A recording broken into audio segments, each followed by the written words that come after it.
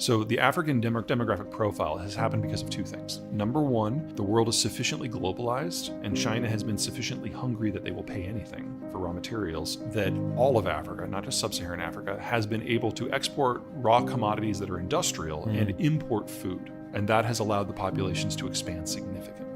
So Egypt today, if all of a sudden food imports were no longer an option, they would lose half their population. Even if they converted all their citrus and all of their cotton to wheat, they now have twice the population that's necessary, or twice the double the population that their land could support if they just switched over to wheat. And no one in Africa is that extreme, but they're all kind of flavors of that trend. Number two, part of the reason that countries, as they industrialize for the early decades, actually get a much larger population is child mortality goes down significantly. In the case of Africa, that's not because they have gotten better at it. That's because they've been able to afford the technologies that they import in terms of things like antibiotics and child care stuff. In a post-globalized environment, the food imports and those technologies go away. And you would expect to see population crashes. Maybe not as dramatic as what I'm expecting to see in China, but still horrific. The second problem is that Africa is a series of 5 stacked plateaus, and it's very difficult to get physical infrastructure up and down those plateaus. So in the colonial era, the Europeans never tried. They built tap lines to a specific economic resource, typically a mine, and that was it.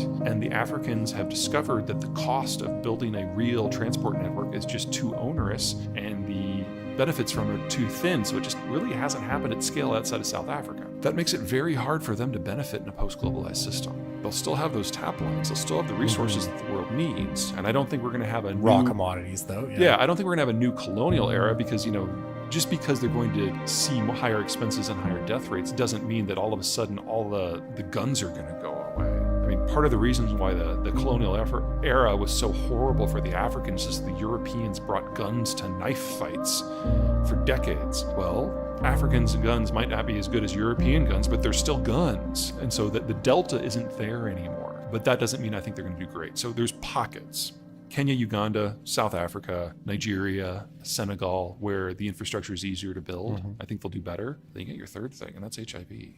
Birth rates, the survivability of the youth in Africa in the HIV countries has basically dropped by more than half. And yes, they are now getting better at prevention, but that takes a massive melon scoop out of their demographic structure that is irreplaceable. How positive are you on America's future? Well, let's start with the basics that most countries kind of lack. The United States and Canada are two of the world's greatest agricultural producers and massive exporters. Check, that's not going anywhere. The North American system can provide for its own input system for agriculture, so it's not going to go anywhere at all. Canada and the United States are two of the world's largest energy producers and processors. That's not going anywhere. So already the basics of civilization look pretty good. We've got ocean moats. We don't have to worry about an invasion. Check. Our demographics. The United States is the healthiest demography in the advanced industrial world. Mexico is the healthiest demography in its peer class. And Canada has the best record in the world, bar none, for attracting people in their 20s and 30s via immigration. Those three together make North America by far the best demographic picture on the planet. So our capital structure is more or less stable. Our consumption base is fine. Our weakness is in manufacturing. Now, because of the shale revolution, the United States is very good at low-end manufacturing. Heavy chemicals, plastics, that sort of thing, because we have the cheapest inputs in the world. We're also, because of our educational system, the best at the high end. That's where Canada competes, and not well. In the middle are the Mexicans. Right. Everything from heavy machinery to automotive, they excel. So the challenge moving forward is the other stuff, the stuff that we've largely farmed out to East Asia. On the low end, the materials processing, that's primarily a China story. I'm really not worried about the long-term picture, because we're talking about, when you want to turn lithium into metal or bauxite into aluminum, this is 1920s technology. This is not hard. It's not even very expensive. You just have to take the time to build and site the industrial plant, and you don't do that overnight. So it's probably going to take a shortage to force us to do it, but it would already be far more cost-effective to do it on the US Gulf Coast than it is in China. So I'm not too worried there. I'm worried about electronics. Electronics, computing, cell phones, that sort of thing. The thing with electronics is there are so many pieces of different quality sets that require different labor forces, some of which earn $1 a day, some of which earn $1 a second, in close proximity. So in North America, particularly on the Texas-Mexican border, your average car the pieces are crossing 5 and 6 times Right. before you get your finished vehicle. That's an industry where we found a way to make it work. Electronics is a lot more complicated than automotive. And the disconnect, the delta between the low end and the high end labor required is much bigger. And so you need the Japan, Korea, Taiwan, China, Vietnam, Indonesia, Thailand. You need all of them to do it at scale. That's going away. The only place in North America where we even theoretically could do that is the US-Mexico border region. And maybe if we loop in Colombia for the really low end stuff, it's not a natural fit like Southeast Asia is. And so that is going to be the biggest adjustment for us, is how to build electronics at scale without that sort of differentiated labor system. And I do not see many opportunities for Canada to play in that space at all, because the Canadian border is with the United States, which is a similar labor structure. Right. Let's talk about Canada-US for a moment here. You know, one of the most successful relationships, I would say maybe the most successful relationship between any two countries anywhere. But there's something that Canadians notice about every American president, regardless of stripe, which is, including President Biden very recently, sort of supercharging a little bit more Buy American. You know, is there a way through that for Canada? Honestly, the hard work is done. So, and the person you have to think about this is Donald Trump, which I know I can see you breaking out into hives already. One of the many clauses about NAFTA 2. I mean, let me start. I am not a fan of Trump in any way, shape, or form, but I thought NAFTA 2, the way it was done, how it was done, when it was done, was beautifully done. I realized that It's there are a lot of largely people viewed very positively in the business community of Canada. Yeah. I mean, you guys lost a lot of your perks from NAFTA 1, and let's be honest, it was time. But part of it is that the rules of origin laws, especially when it comes to things like automotive, are pretty strict. And that's really, really bad for any automaker in the world who is not in NAFTA are. Now, I think the best way that Canada can leverage this is in processing, and this is specifically Alberta. You've got the land, you've got the green space, and especially in Alberta, you've got the cheap electricity and the cheap energy. And that is the big hole that we have in the midterm. Now, the Gulf Coast is going to do everything it can to dominate this, but there's plenty of room for materials processing in Alberta, and I think you really need to take advantage of that. Beyond that, if you want to go into manufacturing, I'm not sure automotive is the greatest place for you to compete overall, because you don't have proximate centers to synergize with. But the more advanced components, the ones that are very high value added, the ones where transport is a minuscule, if not a rounding error to zero, part of the value. Basically, if the part can be flown to its assembly location in an economically viable manner, that's where you can play. I'm not sure you can do that in automotives or EVs, but I bet you can do that in aerospace and electronics. Do you think that there's a role that Canada could play as sort of a middle power in the world to come? There was a joke that went around American political circles in the 90s that with the end of the Cold War, New Zealand joined the non-aligned movement and Canada just became an NGO. I haven't heard that one, but I understand it. Even if Canada could function as a normal, unified, federal or unitary system, and it can't.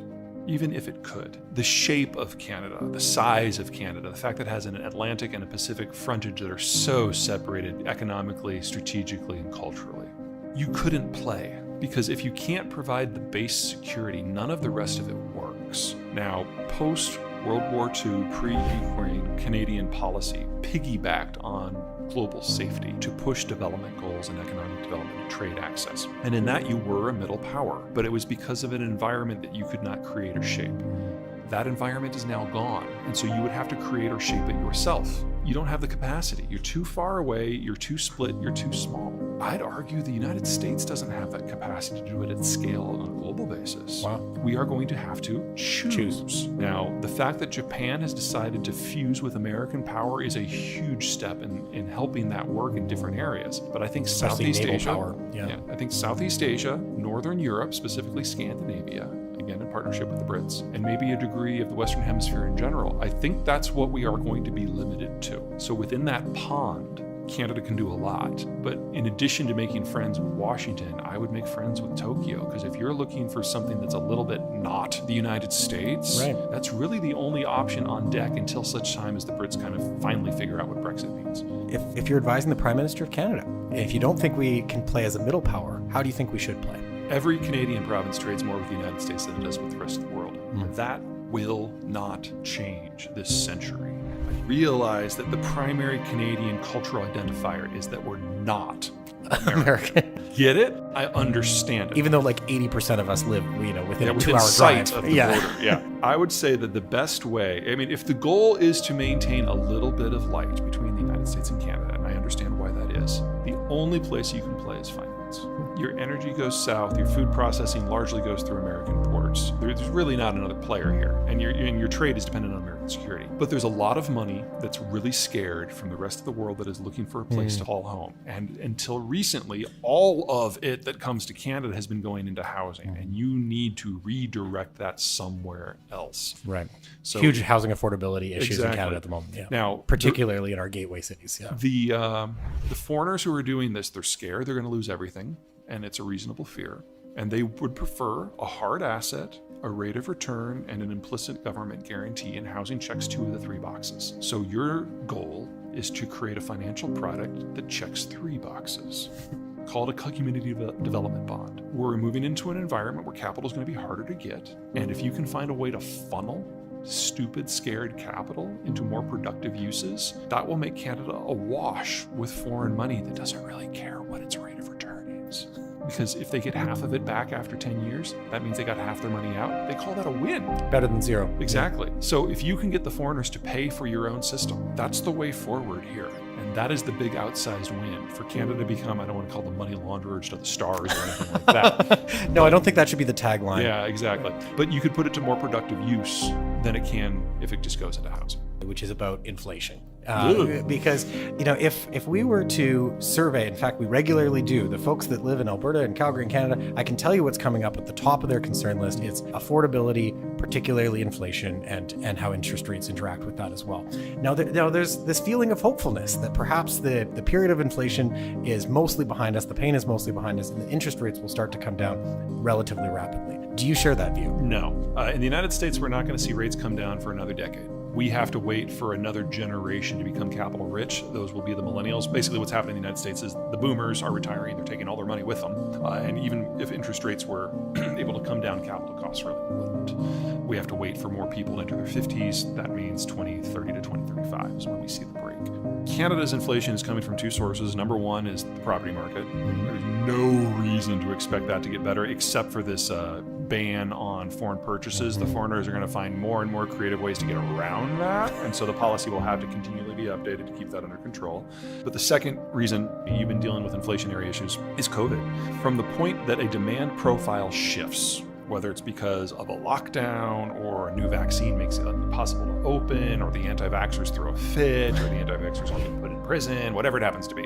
It takes about 18 months for the supply chains to match the new demand profile. And in the United States and Canada, it was 18 months ago that we started our opening. So we're finally getting to the end of the COVID impact. And so yes, you're seeing disinflation now as the supply chains are finally repaired.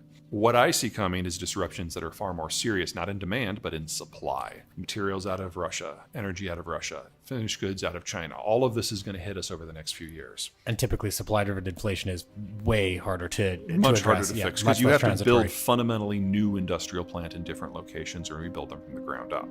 Now, we will do that in North America. We will double the size of the industrial plant, but it will take us 5 years. And in that 5-year period, we will have inflation of 9 to 15% per annum. Ugh. But it's not because we don't have stuff. It's because we're building the ability to have stuff. And it will be rampant economic growth to be paired with that inflation. So it'll hurt, but at the end of it, we will have a supply chain system that is simpler, cleaner, more energy efficient, that employs people on the continent to sell people to the continent, that is immune to things that happen beyond the continent. This is a good story, but it's not a straight line.